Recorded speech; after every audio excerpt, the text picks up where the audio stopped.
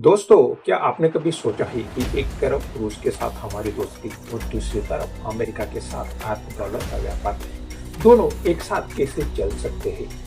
पिछले कुछ महीनों से हेडलाइंस में एक ही बात है, इंडिया यूएस ट्रेड डील। लेकिन क्या यह सिर्फ एक कागजी समझौता है या इसके पीछे कोई बहुत बड़ी डीप इन्वेस्टिगेशन वाली कहानी छिपी है? आज हम इस डील की परतों को खोलेंगे। तो चलिए गहराई से समझते हैं कि आखिर इस पर्दे के पीछे क्या है। बात शुरू होती है साल 2025 के उस दौर से, जब अमेरिका ने भारतीय सामानों पर भारी टैरिफ लगा दिया। कुछ मामलों में एक ड्यूटी 50% तक पहुंच गई थी। अब आप सोचेंगे, टैरिफ क्या होता है? साधारण भाषा में, अगर भारत का कोई टेक्सटाइल व्यापारी $100 की शर्ट अमेरिका बेचता, तो उसे वहां पहुंचते पहुंचते $150 की कर दिया जाता। नतीजा, हमारा सामान वहां महंगा हो गया और बिकना बंद हो गया। क्यों हुआ ऐसे? ये एक बड़ा सवाल है। क्योंकि अमेरिका नाराज था। वजह, भारत का रूस से तेल खरीदना। अमेरिका चाहता था कि भारत पुतिन के साथ अपने व्यापारिक रिश्ते कम करे। बस यही से शुरू हुई दुनिया की दो सबसे बड़ी डेमोक्रेसी के बीच की ईगो वार। हाल ही में यानी फरवरी 2026 में प्रधानमंत्री मोदी और राष्ट्रपति ट्रंप ने एक ऐतिहासिक फ्रेमवर्क जारी किया।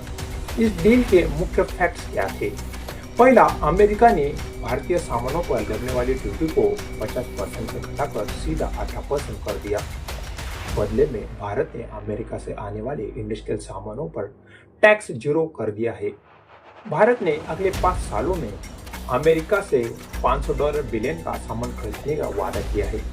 इसमें जेट इंजन, सेमीकंडक्टर चिप्स और एनर्जी शामिल है। लेकिन फिर ये असली ट्विस्ट अभी बाकी है। भारत ने क्या खोया और क्या पाया? अब सवाल ये आता है, क्या भारत अमेरिका के दबाव में आकर उसे फेंक देगा? चलिए इसका भी हम इन्वेस्टिगेशन करते हैं। डील की शर्तों में एक छुपा हुआ पहलू है। भारत अब रूस से कच्चे तेल की खरीदी धीरे धीरे कम करेगा और उसकी जगह अमेरिका और वेनेजुएला से तेल लेगा। यानी अमेरिका ने अपनी एनर्जी मार्केट के लिए भारत को पक्का ग्राहक बना लिया। अमेरिका को भारत की जरूरत है। क्यों?